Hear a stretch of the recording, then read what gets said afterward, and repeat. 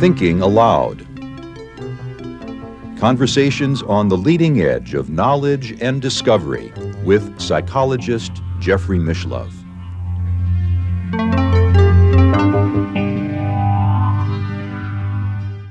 Hello and welcome. I'm Jeffrey Mishlove. Today, we'll be exploring the Leviathan. With me is Reza Jorjani, who is author of a number of books, including Prometheus and Atlas, World State of Emergency, Lovers of Sophia, novel Folklore, and the book that will be the basis of our discussion today, Iranian Leviathan.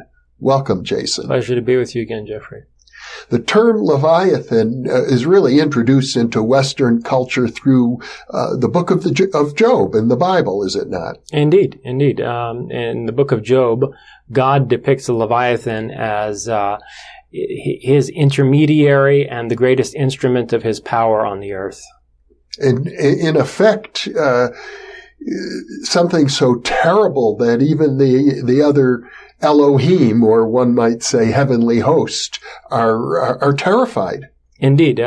God says that the other gods, the Elohim, the other divine beings, are terrified when Leviathan rears up from out of the sea with his glowing eyes and his fire-breathing nostrils and so forth. This is a sea monster of some sort. Well, it's a very curious description because, on the one hand, it evokes a sea serpent or dragon, but the description also has curiously mechanical qualities to it. There are these shards underneath the Leviathan that are meant to be able to trudge through a swamp. And the way in which the interlocking of the scales is described in the book of Job calls to mind a kind of metallic or mechanical construction. And Thomas Hobbes, by the way, who adopts the image of the Leviathan in his classic political treatise, picks up on this when he describes the Leviathan as a kind of automaton. But we'll come to that later on in our discussion. But to be fair, as far as I know, in terms of biblical references, we don't hear much more about the Leviathan in the Bible. No, but it does become a subject of discussion for theologians, which I think is why Hobbes picks up on it and adopts it as a political metaphor. Mm-hmm. So, but what's the purpose of the mention of the Leviathan in the book of Job? Why does it come up at all? As a demonstration of God's power. So we have to go into the book of Job and look at what really the moral of this story is. Mm-hmm. And so the story really is about the most righteous man in the world of the time. Job is reputed to be the most righteous man of his era. And, he's a good family man, depicted as a good family man who gives generously of his wealth, in particular when he offers sacrifices up to God. And so he's a very pious and charitable individual. And he lives a blessed life. And Satan appears in God's counsel and taunts the Lord, telling him that the only reason Job, supposedly the most righteous man in the world, is so grateful to you is because you've blessed him with such a comfortable life. And if you were to make this man miserable, even Job, the most righteous man, would curse you. And so, in effect, Satan has God's ear here. Yeah, it's very peculiar. It's the first prominent role that Satan plays in the Bible. And it's worth noting that this text was, as Thomas Hobbes also points out in his commentary on it in Leviathan, this text was likely written at the same time as the book of Esther, in other words, either during or after the Babylonian captivity. In other words, it was written under Iranian influence. Mm-hmm. And so the idea of Ahriman in Zoroastrianism, the idea of a antagonist to God, is being introduced into Judaism during this period. And the first major appearance that Satan makes in the Bible is indeed in the book of Job. And he plays such a prominent role that he is in fact basically coercing God to take a certain course of action that is highly unjust. morally questionable. In fact, Carl Jung, in his book Answer to Job, really accuses God of being morally deficient. Yes. Well, what's actually going on here on a deeper level, I think, is that we're seeing a portrayal of the satanic as part of the Godhead. Mm-hmm. So in the mythical imagery of the story, Satan is depicted as an independent being taunting God in the assembly of the angels. Yep. But really, on a metaphysical and moral level, what's being said here is that the satanic is part of the nature of God, and that'll become clearer in the story as we lay out the plot. But it's very different, I should say, parenthetically, from John Milton's description of Satan as a fallen angel who lives in hell. Yes, that's a very complex question, that it's outside the scope of this discussion, but right. We've probably touched on it in a number of our other conversations. No, we're not going to have a conversation about Satan. It's about the Leviathan, who is presented, I think, by God in the book of Job as being certainly more powerful than Satan. Yeah. So what happens is Satan taunts God saying, look, if you take Job's wealth away from him and destroy his comfortable life, he'll curse you. And so God does this. But Job still refuses to curse the Lord. He remains a righteous man. And so Satan ups the ante and says to the Lord, well, you haven't afflicted his person yet. If you afflict this man with disease and deteriorate his body, surely he will lament of your injustice. And so God does this, and Job winds up diseased and covered with boils, and nobody wants to go near him. He's sitting there scraping his skin off, and his wife says to him, you're so pathetic and miserable, why don't you just put an end to it all? And Job doesn't at this point curse God, but he begins to question God. He begins to question why a righteous man such as himself, who apparently has committed no sin, is suffering such terrible injustice. And at this point in the story, 3 of Job's friends show up to basically keep company with him and commiserate with him.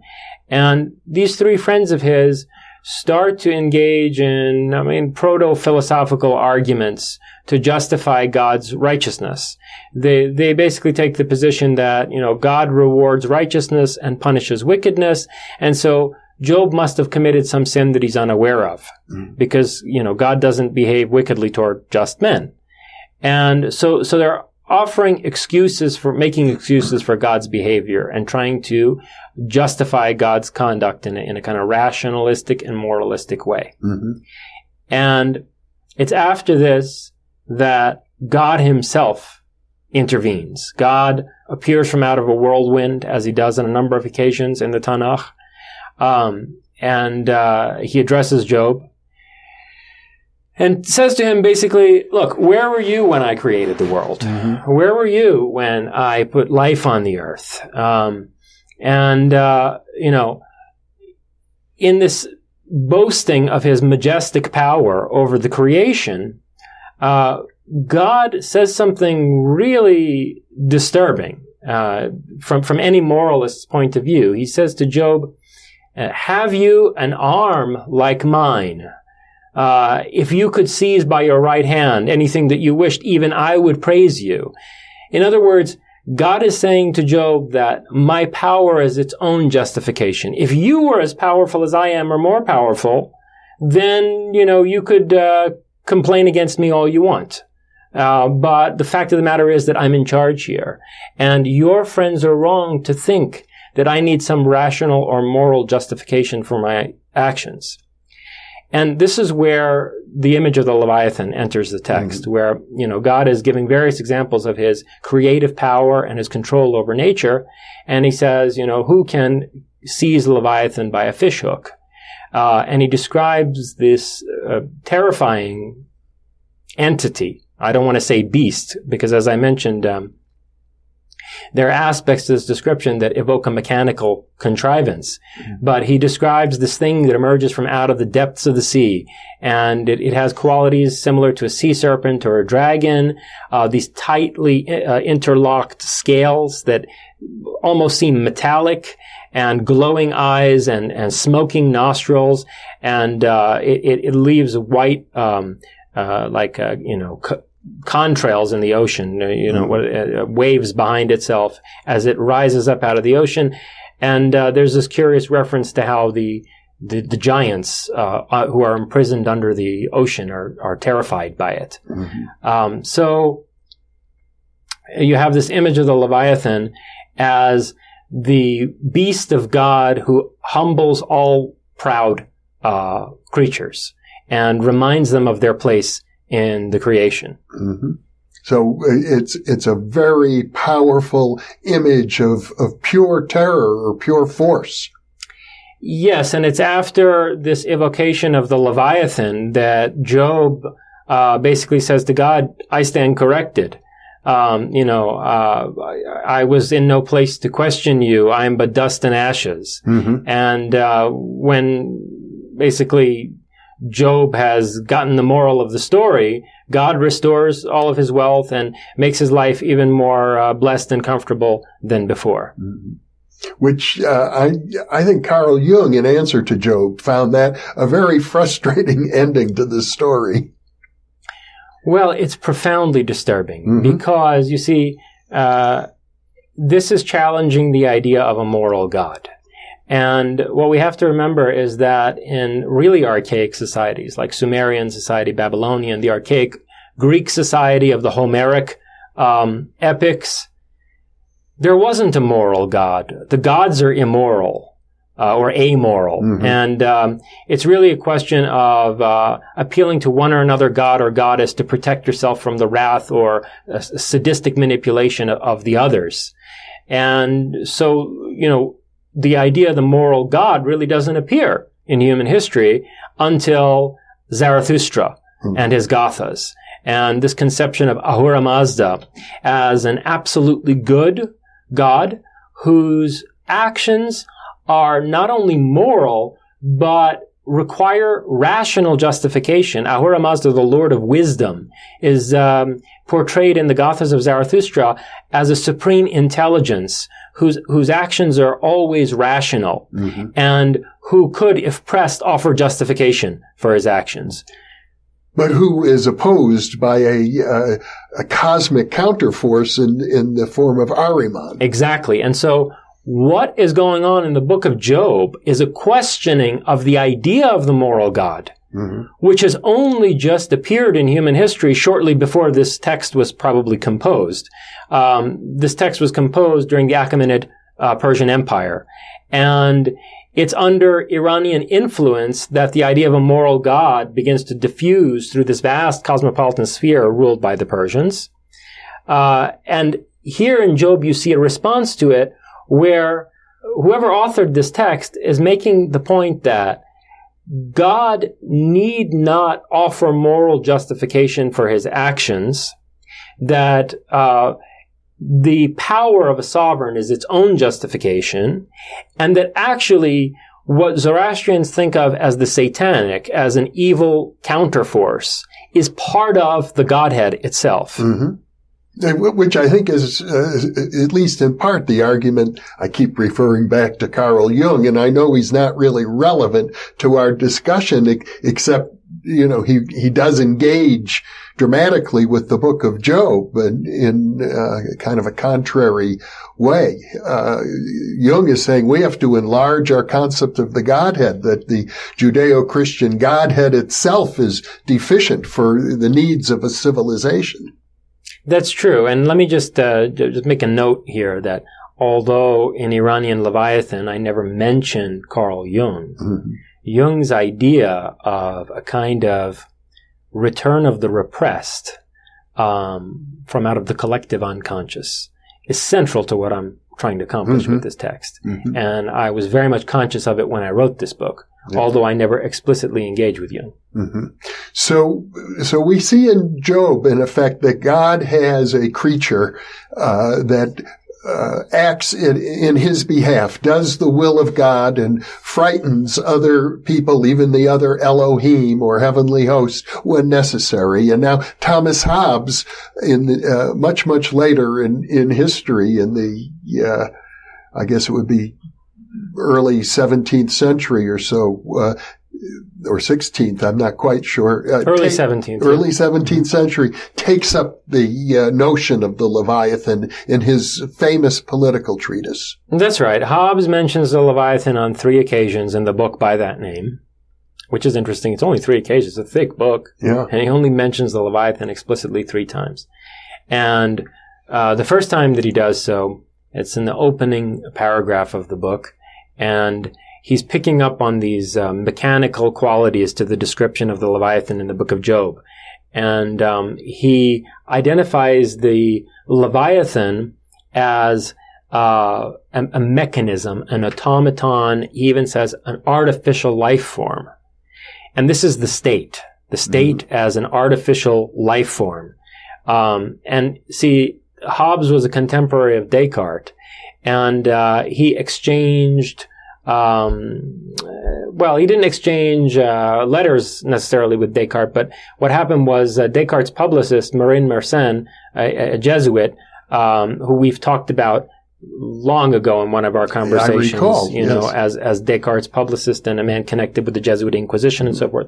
Marin Mersenne asked Hobbes to do a review of Descartes' writings, and Descartes published his replies to this. So they were in a kind of communication with each other. And, Descartes is the thinker most famous for developing the conception of the human body as a mechanism, with the mind as a kind of ghost in the machine.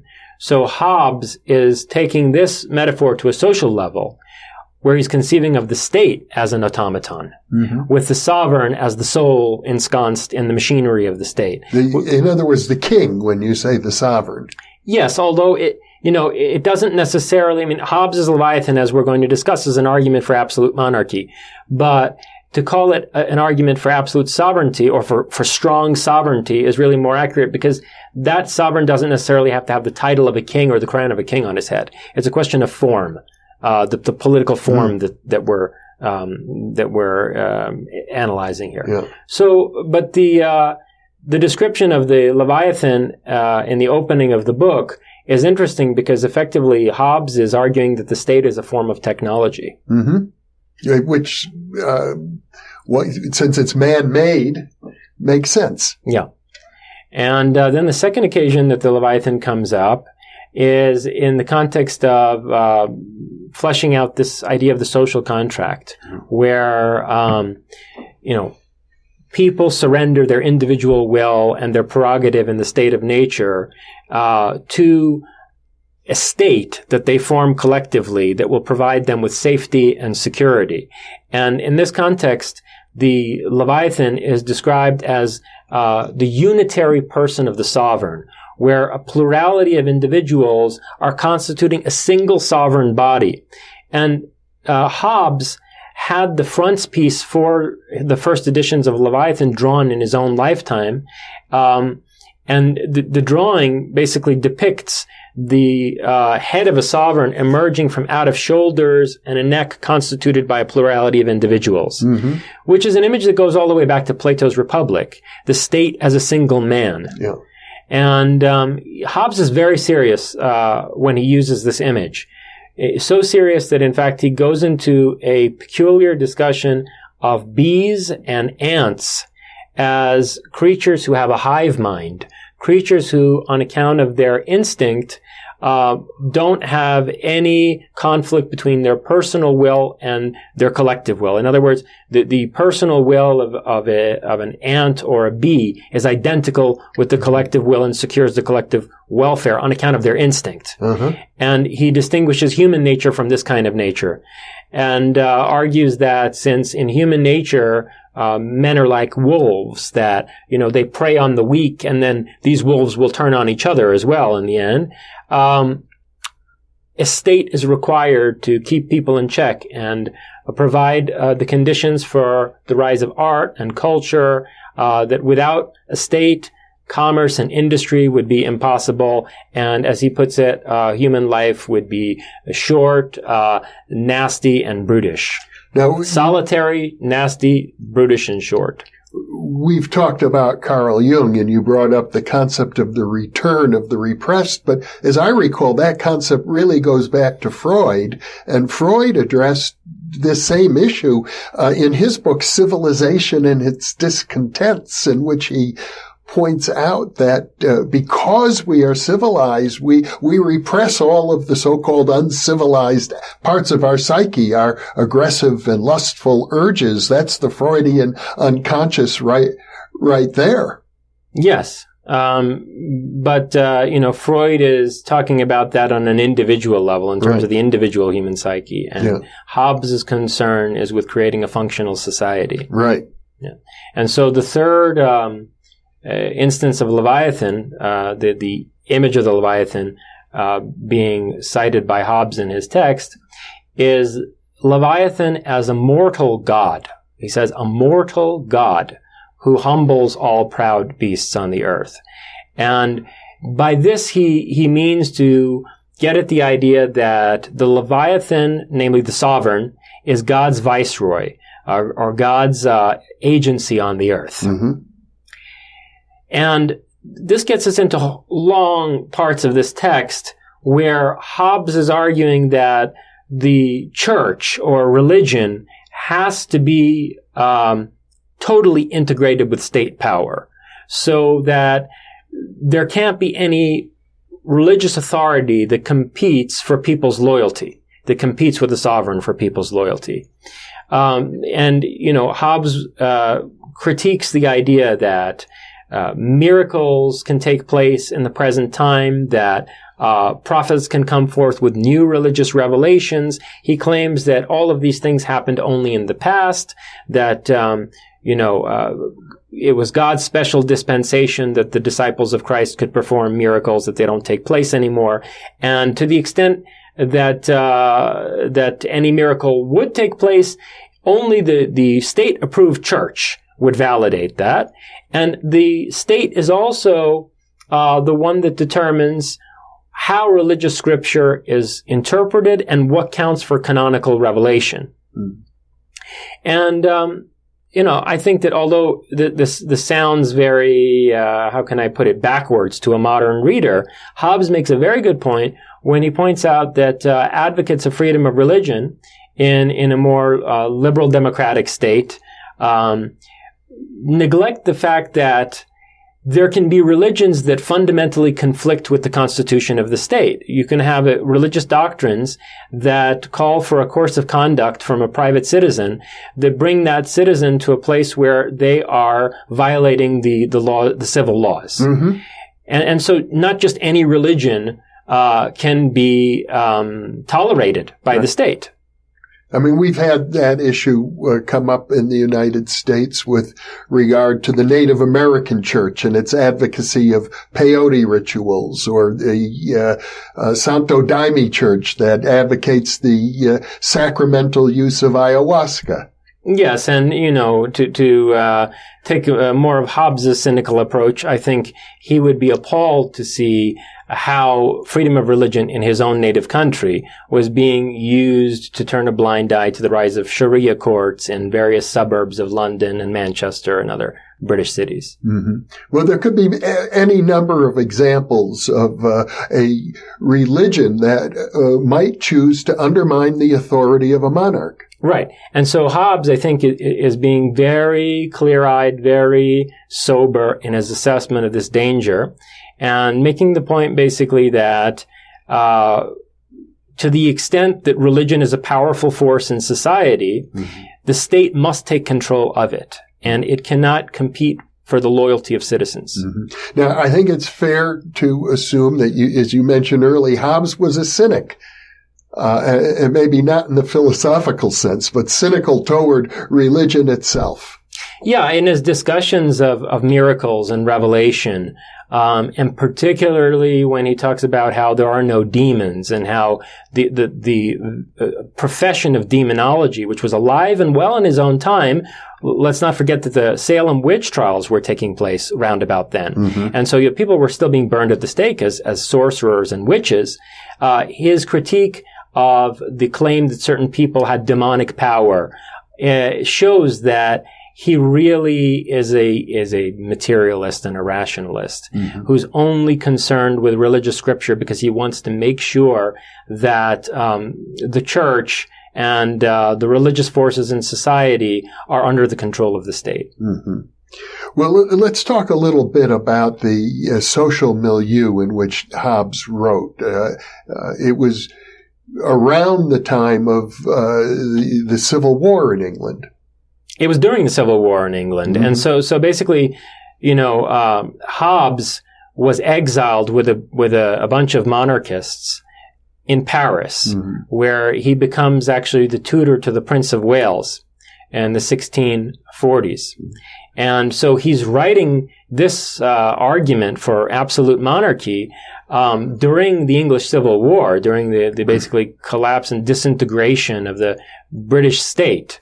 And so that's a huge motivating factor for him in his argument for strong sovereign mm-hmm. authority.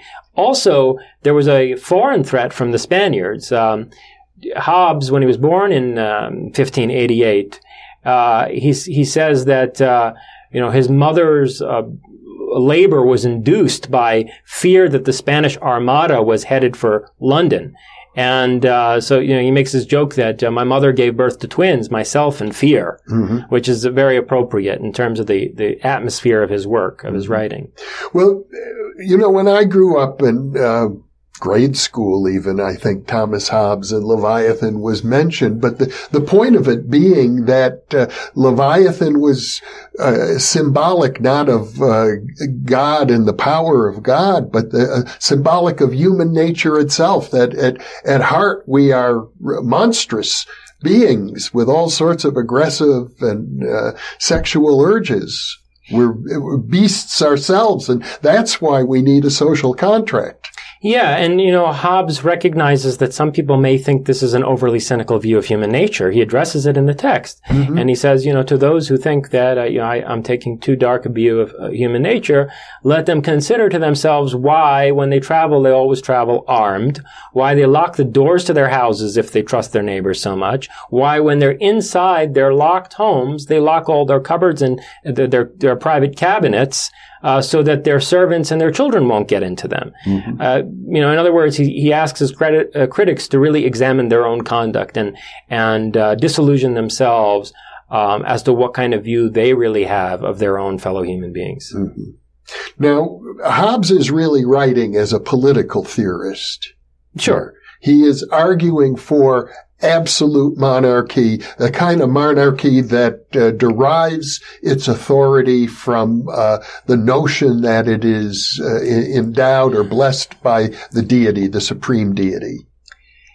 It is, in a sense, an argument for the divine right of kings, although that's going to be really problematic. I want to come ultimately around to the question of why that's problematic and whether this argument really succeeds as an argument for the divine right of kings.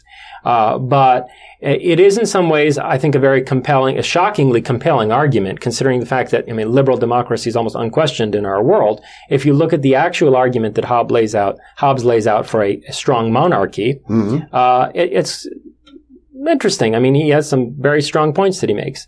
So the way this argument is structured, it's very elegant. First, it begins with an argument that a government is needed at all. Mm-hmm. And this is the argument that the state of nature is a state of war. Not meaning that there's perpetual warfare, but state of war in the sense that the storm clouds of war are always gathering. It's a state of war in the sense of inclement weather, that at any moment, the thunder and lightning of conflict could break out. Mm-hmm. And in this state of instability, art and culture, high culture and industry and commerce are impossible, and people live these miserably impoverished and almost subhuman lives. Mm-hmm. And so therefore, some kind of government is necessary. Then he lays out the only three types of government that he thinks actually exist.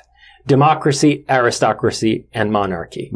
And he argues that people like Plato and Aristotle are making a mistake when they claim that there are other forms of government, like timocracy, like oligarchy, tyranny. He says that these are actually terms for the same forms of government applied to those governments by critics of them. In other words, a proponent of democracy will tend to see a monarchy as a tyranny. And let's say an aristocrat will argue that a democracy is really an anarchy. And a Democrat might see an aristocratic political system as an oligarchy. Actually, a advocate of monarchy might say the same thing. An advocate of monarchy might also try to justify the rule of one sovereign by saying that aristocrats are actually corrupt oligarchs and that, one just sovereign needs to clean house. So he lays out these three forms of government, and then he makes an argument for monarchy. And he pursues basically 6 lines of argumentation in favor of monarchy. And I suppose the obvious one is that if you have a single monarch, well, there's fewer people to be corrupted. Yeah, he claims that the multiplication of sovereigns, or the division of the sovereign power, so that it's vested in all of the members of either an aristocratic or an even larger democratic assembly, just means that you're multiplying corruption.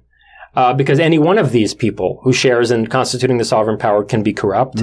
And insofar as the king and the royal family are vulnerable to nepotism, well, so are the members of a Congress who may act not in the interests of the people or the state, but to enrich their own families.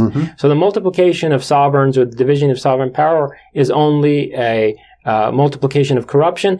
And he makes the, to me, very convincing point that no king wants to govern a poor and downtrodden people. Any king will see the thriving of his nation and the wealth of his people as something that honors him. It will reflect well on the king to be the king of a wealthy, prosperous, and flourishing people.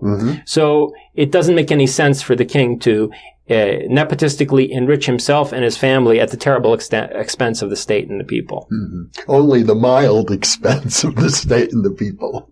Well, after all, he has a serious responsibility on his shoulders. Yeah. So. And I suppose it would be assumed that the king should be the wealthiest of all the wealthy people.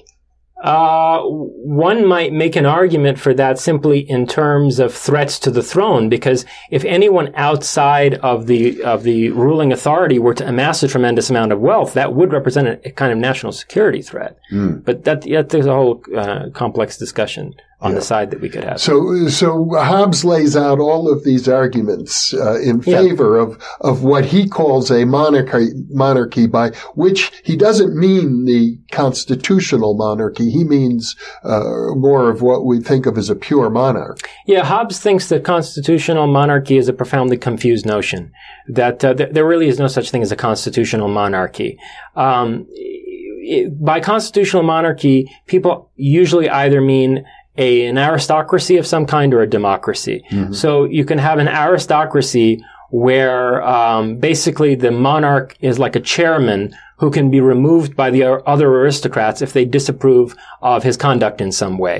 And that shows that actually it's the group of aristocrats that are vested with the sovereign power, not the monarch.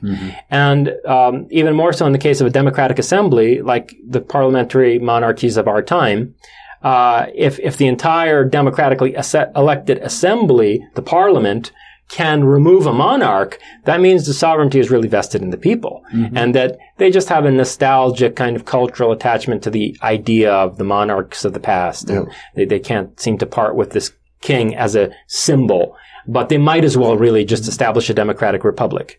So it sounds like, from what you're saying, Hobbes is relatively insensitive to the many nuances that might exist between different forms of government. I don't know that he's insensitive. I think he's very sharp in his critiques of them. But to go back to the 6 lines of argument that he pursues for absolute monarchy, the second one it has to do with the advisement that a king benefits from when he makes his decisions. And Hobbes points out that, a monarch can privately take counsel from anyone that he wants in order to come to the best decision possible on a matter. And he can do so in secrecy long in advance of having to make a decision, let's say to go to war or to enact some controversial reform policy in the state. Whereas in an aristocracy or a democracy, the people who can advise the sovereign are vetted by certain criteria that have to be accepted by everyone involved. Okay, so, Congress isn't just going to let anyone advise the president. If it leaks out that certain people are advising the president and he's taking major policy decisions based on that advice, and Congress doesn't approve of the particular individual who happens to be doing this, or it's scandalous in some way that this individual is advising the sovereign, then that's going to interfere with the sovereign getting the best advice he possibly can. And also, when the sovereign has to share power with an assembly or is answerable to an assembly, it also leaks what kind of advice he's getting from whom. And this can also cause a scandal before he's had time to privately, contemplatively deliberate based on the advice he's received from a certain person. And, in a monarchy, a sovereign could choose to be advised by people with completely opposite views on a matter without either of them knowing that the other one is also advising the king. So Hobbes thinks that, the most well-advised decisions can be made in a monarchical system. Now, Hobbes's writings were, I gather, relatively influential. Yes, I think they were, although I think they were more influential on critics of Hobbes who developed liberal democratic social contract theories. I mean, I presume, as we discussed earlier, that many of the founding fathers, the authors of the American Constitution, would have been familiar with Hobbes' writing. Yes, I'm sure that people like Thomas Jefferson and Benjamin Franklin would have been familiar with Hobbes. Yeah. And I presume also they probably rejected his strongly pessimistic view of human nature. Yeah, although if they were alive today to see, how badly our Congress is corrupted by special interests and so forth, I'm not sure whether, they might have reconsidered their reading of Hobbes. So for example, the third line of argument that Hobbes pursues has to do with the assembly being corrupted by special interests. Where, he says, yes, it's true that a king can make bad decisions because he's surrounded by flatterers, what he calls flatterers. People who have certain special interests, and they have an undue influence over the monarch, and they're basically, kissing up to the king to move the king to make certain decisions.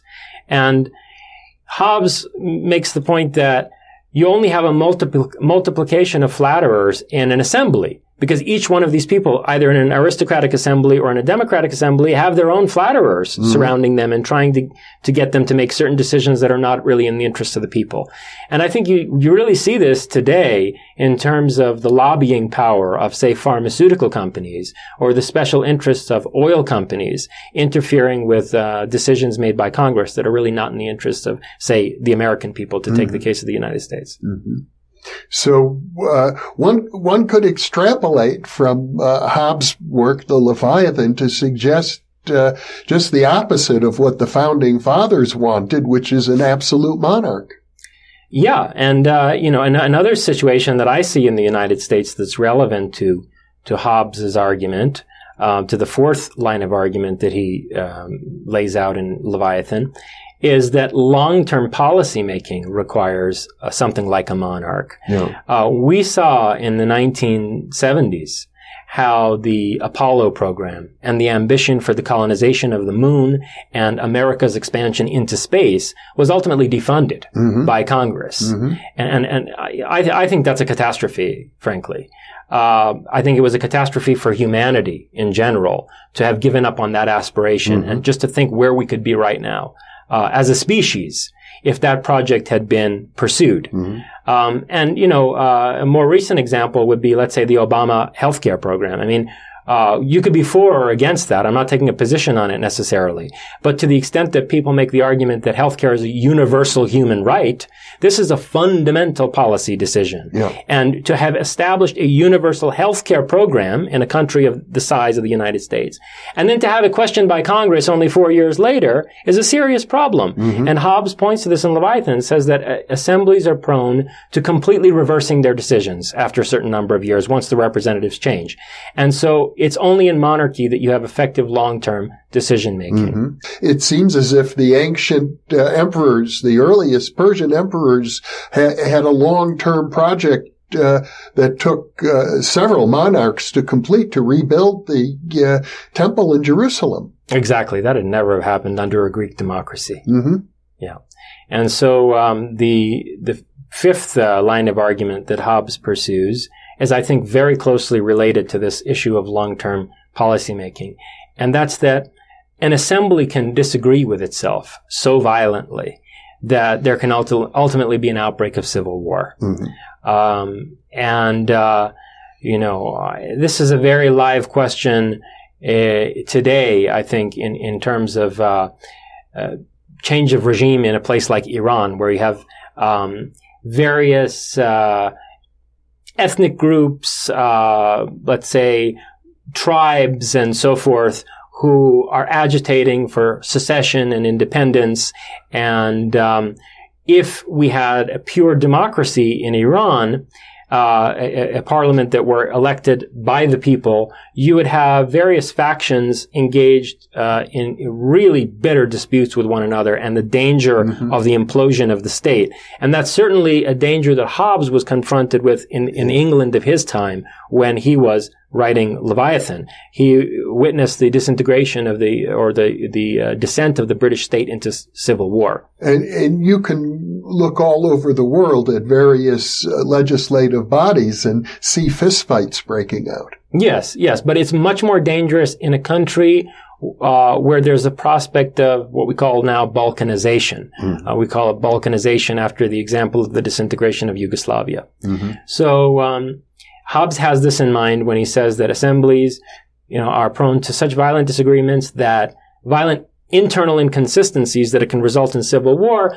but there's only as much inconsistency in the sovereign as there is indecisiveness in any single human being. Mm-hmm. And however much that is, it's less than you're going to find in an assembly. Yeah. And so that's the fifth argument he gives. And then, there's one more argument that he gives, for an absolute monarchy. Beyond that. Mm-hmm. Well, I'm under the impression, Jason, that in many ways you're quite favorably disposed to Hobbes' notion. I think that it's shocking how convincing some of these arguments are, given how unquestioned liberal democratic political structures have become in our time, mm-hmm. which isn't to say that such a system would be remotely conceivable for just any country, or any society in the world. Mm-hmm. But there are certain countries that have a strong tradition of monarchy, and have a concrete sociopolitical situation where a stronger sovereign authority would benefit them more than a weak sovereign authority. And one of those is certainly Iran. Mm-hmm. At the same time, I gather you're critical of Hobbes in some ways. Yes. So, I think that insofar as Hobbes is trying to make an argument for the divine right of kings, the cynicism with which he approaches the subject of religion exposes a kind of hypocrisy in his argument. Hobbes thinks that people only enter into the social contract to constitute the state out of a fear for their lives and a fear of suffering violence. And, that's really not the attitude that someone has toward what they hold sacred. Mm-hmm. So there's an Italian postmodern philosopher called Giorgio Agamben, who's written a book by the name Homo Sacer, where he looks at the sacred nature of sovereign power.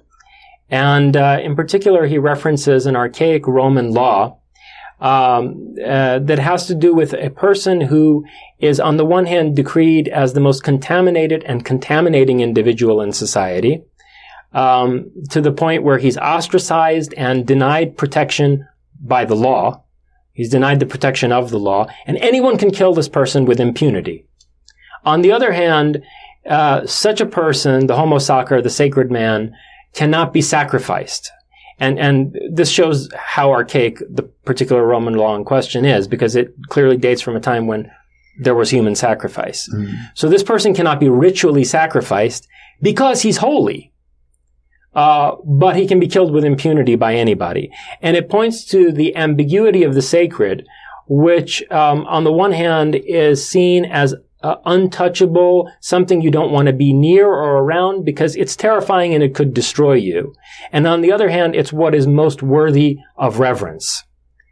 And the sovereign, in the most primordial form of monarchy, has this sacred aura to him, where the people who respect that sovereign and enthrone that sovereign are more than willing to give their lives for the person that they perceive to be surrounded by a divine light or aura. There's this notion of Leviathan here, the beast, that represents both the dark side of each and every human being and the idea that the state itself, in order to function effectively as a suppressor of the animal nature in humans, takes on a frightening aspect, an animal, terrible aspect of like Leviathan, a beast, a monster itself. Absolutely. And Agamben in Homo Sacer shows how in the Germanic law of the Middle Ages, Germanic and Anglo-Saxon law, this figure that the Romans, the archaic Romans referred to as Homo Sacer, reemerges as the wolfman, the werewolf, or the person represented by a Wolfshaut, the wolf's head. And he says that basically what these Germanic and Anglo-Saxon theoreticians of sovereign power are recognizing is that the man as wolf in the state of nature is preserved in the person of the sovereign. So the state of nature remains at the heart of civil society in the person of the sovereign. The sovereign is still embodying that wolfish nature of man that has been exorcised from society through the creation of the state apparatus. Mm. And one of the things that this highlights is the fragility of state power. People who emphasize the rule of law, there must be rule of law. The Constitution is all important. They don't understand that the state of nature is not something in the past. The Hobbesian state of nature is the chaos that is always in danger of welling up from the depths of the human psyche. And so the state of nature is just as much a failed state. It's what happens when a state collapses or disintegrates or implodes. You return to the state of nature in that condition. And, Hobbes controversially says that in that state, there is no crime. There's crime only where there's law. So when a state has failed, just as much in a state of nature, there's no crime. And the sovereign, who is this wolf man, the werewolf, at the center of the state apparatus, has to constantly reconstitute the law through his sovereign decisions. This becomes most clear in a state of emergency, where the Constitution has to be suspended. Whether it's a natural catastrophe like an earthquake or hurricane, like Katrina, for example, or whether it's in the context of a war, or an attempted revolution. In any case, there are times when the sovereign power suspends the Constitution and the law is not functionally operative. But there is order. Order is maintained through sovereign decision. And what that reveals is actually that the sovereign is still perpetrating the kind of violence that exists in the state of nature as the man who is also a wolf. Mm. And so, it's not this abstract, rational edifice of law that really maintains the state. It's actually the sovereign whose power maintains the state on a continual basis. Mm-hmm. Well, I gather, though, that in your view personally of what sovereignty means, that to be a materialist such as Hobbes appears to have been, in spite of his biblical references, is insufficient. It doesn't adequately address or encounter human nature as it really is. Well, you're bringing us back to the question of the divine right of kings, which is why I brought up this question of the wolf's head. Yeah. And so, in the sacred kingship tradition of Iran, mm-hmm. There is this idea. There are two very closely related concepts: Farakiani, royal glory, and Fara-Izadi, or divine glory. Mm-hmm. And these are both symbolized by halos. The halos around the heads of kings and prophets, mm-hmm. which, not incidentally, is an artistic tradition that emanated from Iran and diffused through the Iranian spread of Buddhism along the Silk Route into the East, mm-hmm. and became something you see in Buddhist art. And it diffused through the Mithraic influence on the Roman Empire into the West, mm-hmm. where it became a feature of medieval mm-hmm. European art. So the halo around the head of a king, in the case of Farakiani, royal glory, or around the head of a prophet, Fara-Izadi, or divine glory, is the idea that in primordial times, sovereign power was constituted on account of the charisma of a heroic leader. Mm-hmm. And it was almost a light or an aura that people could perceive in a man who had the capacity to provide guidance to a society, who really played what you could say is a shamanic role. A man who was a shaman of that society.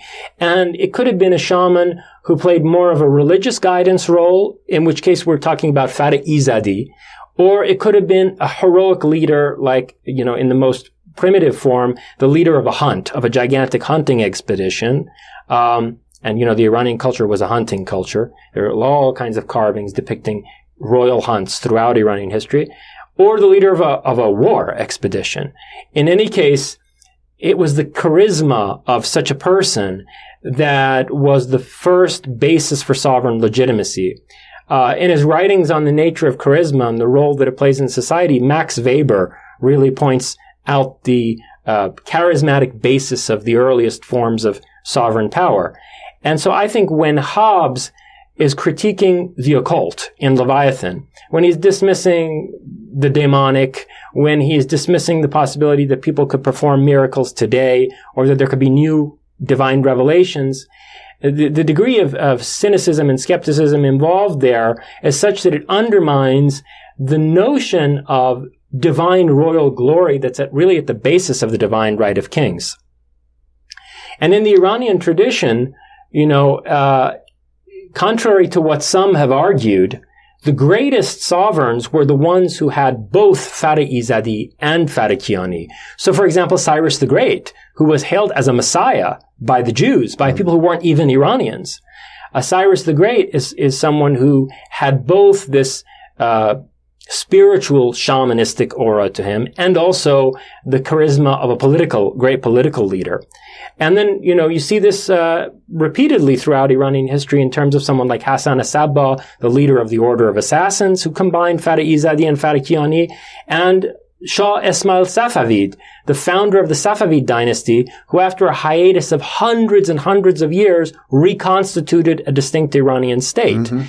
The man was the leader of a Sufi order, who had absolute devotion from his followers in the capacity of a pir or murshid, a Sufi leader, and subsequently was able to gain political power on the basis of the spiritual devotion of his followers. Mm-hmm. Well, I suppose Ayatollah Khomeini was also in that category. Well, this is a really, fascinating and controversial question, because, one would tend to see the late Shah of Iran, Mohammad Reza Pahlavi, as somebody who's closer to, Hobbes' conception of an absolute sovereign. And during the period when he was enacting these dramatic reforms that he called the White Revolution from 1963 onwards, the Shah was criticized by particularly, Western journalists for exercising absolute authority. To some extent in contravention of the Iranian constitution. There had been a constitutionalist revolution in Iran in 1906. And it had established a parliament and restricted the king's power, put limits on royal authority, executive authority, and designated certain responsibilities for parliament and so forth. And so the Shah was criticized for undermining the parliamentary form of the constitution. And initially, he used to appeal to Iranian traditions of sacred kingship to justify his actions. He would say, look, democracy is not an Iranian tradition. I'm not a Democrat. We have a 2,500-year-old tradition of monarchy in this country. I mean, he held the 2,500th anniversary of the Persian Empire in 1971, where he addressed the departed spirit of Cyrus the Great and said, sleep soundly, for we are vigilantly awake. Sleep, Cyrus, for, basically, I'm here keeping your flame alive. Famous last words. Famous last words. And why were they famous last words? Because this same monarch who was justifying some very constructive reform policies by appealing to the sacred Iranian tradition of kingship, wound up by 1977-78 giving interviews with Western journalists where he boasted of liberalizing the press, of authorizing a free press in Iran, of freeing all kinds of political prisoners from extreme Marxist and Maoist parties and Islamic fundamentalists, and promised to turn Iran into a democracy comparable to France. In other words, that Iran was going to become such a parliamentary monarchy, such a constitutional monarchy, that it would be as liberal democratic as France or Britain. So he really changed his position on this in the course of the 1970s. And, one has to wonder why. I mean, was it partly because the man was seriously ill? I mean, he had, a really wasting cancer by the late 1970s, and he was under constant medical treatment. Who knows why he made this decision, but it ultimately led to the unraveling of the Iranian state and Ayatollah Khomeini's successful seizure of power, to go back to your question. And so, it may be very troubling for Iranian monarchists to hear this, but if you actually look at the way that Ayatollah Khomeini governed, first of all, if you look at the way he rose to power, how these millions of people in Iran welcomed him as a charismatic leader, the kind of spiritual legitimacy that the man had, and then the way in which he effectively exercised sovereign power for, the 9 years that he was in control of Iran.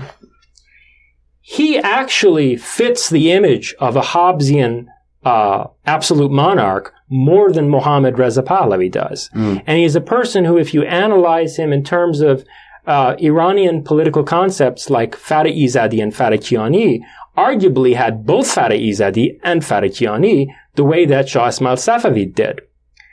People are used to thinking of Ayatollah Khomeini as an Islamic fundamentalist.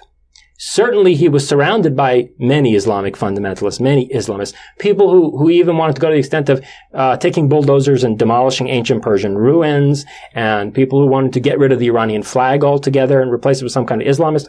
But you know what? Those things didn't happen. They didn't happen. And if you look at Khomeini's life, this was not a man who was drawn toward legalism.